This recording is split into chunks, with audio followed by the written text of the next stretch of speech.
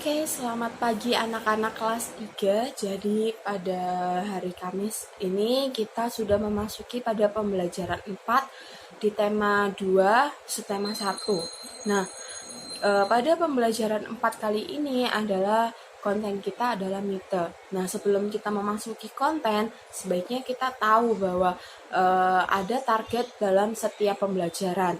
Nah, di pembelajaran 4 target kita adalah siswa dapat memahami cerita mite. Lalu yang kedua, siswa dapat menceritakan aktivitas pada masyarakat. Nah, kita akan membahas mite itu apa sih dan contoh-contohnya seperti apa. Nah, mite adalah suatu mitos atau suatu jenis cerita yang berlatar belakang sejarah. Dipercayai masyarakat bahwa itu benar-benar terjadi, dianggap suci, dan mengandung hal-hal aneh atau gaib, dan umumnya ditokohi oleh dewa. Nah, biasanya suatu desa itu ada asal usulnya sebuah namanya. Contohnya kalau di Banyuwangi ya. Nah, sebelum kota itu dinamai Banyuwangi, nah ada asal mulanya kenapa namanya itu Banyuwangi. Nah, ada ceritanya.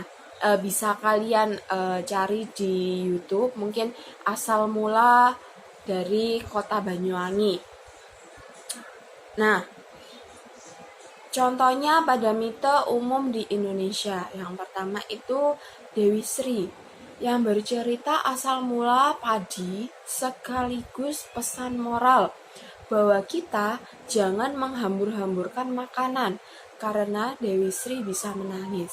Nah, pernah kita mendengar ya kalau kita makan atau makan nasi kalau tidak habis itu biasanya orang tua itu bilang kalau nasinya tidak dimakan sampai habis atau dibuang dia akan menangis. Nah, pernah dengar seperti itu kan ya. Nah, itu namanya mitos yang dipercayai oleh warga setempat atau orang yang mempercayai hal itu terjadi.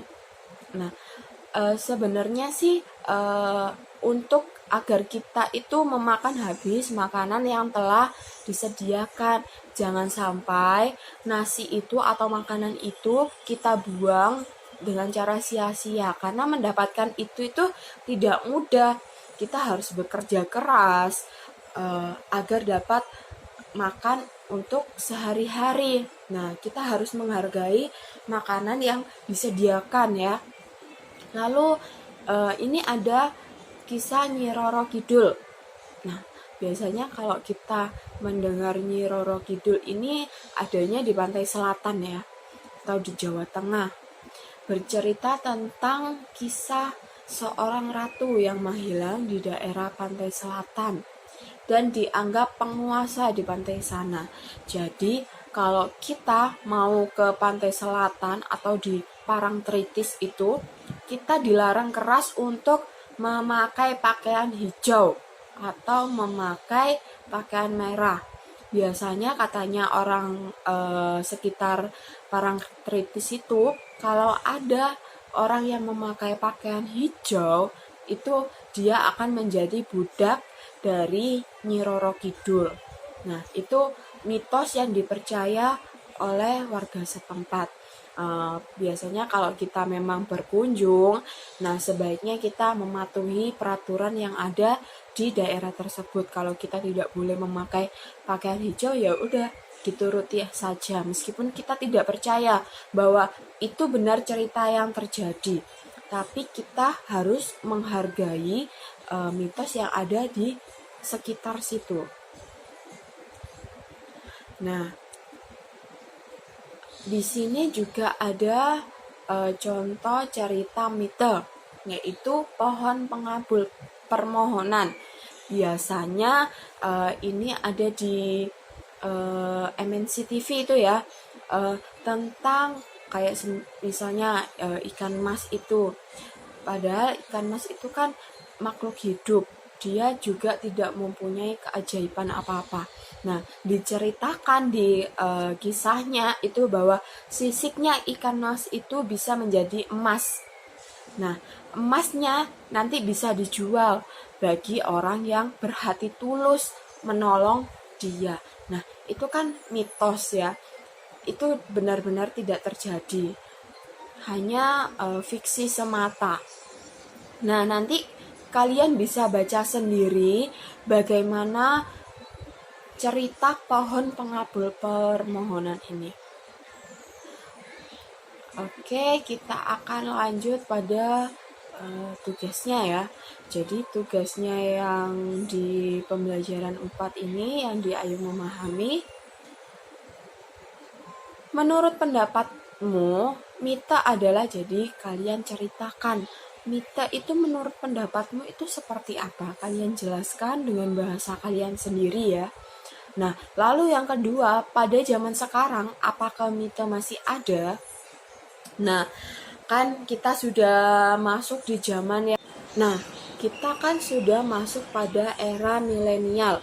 Nah, di zaman sekarang itu banyak orang yang tidak percaya mitos-mitos yang ada pada zaman dahulu.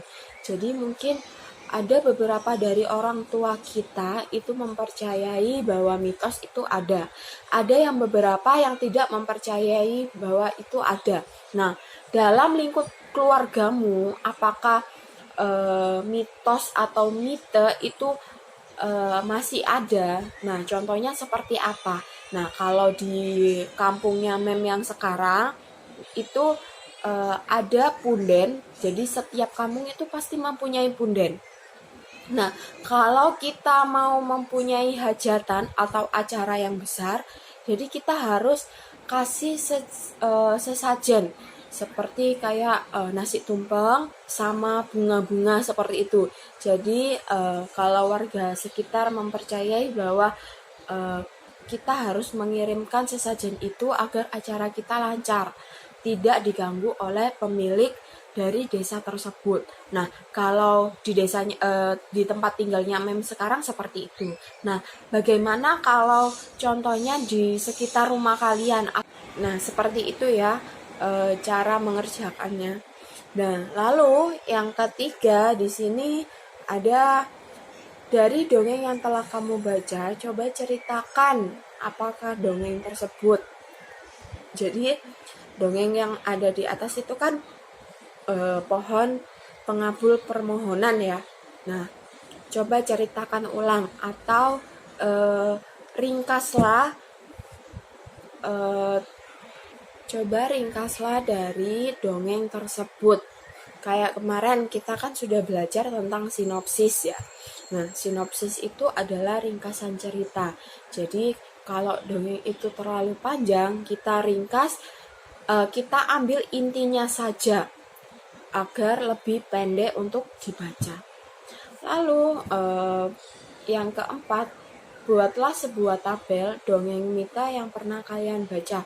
Jadi kalian disuruh membuat tabel.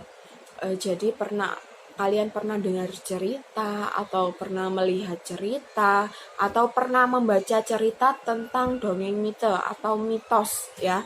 Kalian tuliskan di situ. Kalau memang belum pernah membaca atau mendengar, mungkin bisa minta bantuan mama. Dongeng apa saja sih mitos itu? Nah, seperti itu ya. Nah, nanti bisa kalian kerjakan di buku tulis tematik kalian yang di pembelajaran 4 ini hanya 4 soal saja.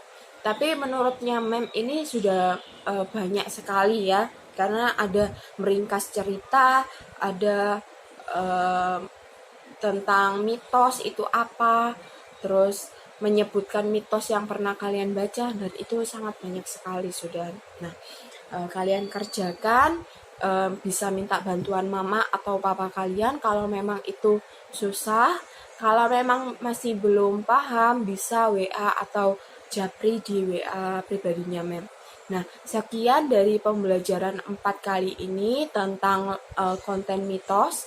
Nah, kita lanjutkan pada pembelajaran 5 besok di hari Jumat. Selamat siang, selamat mengerjakan, dan Tuhan Yesus memberkati.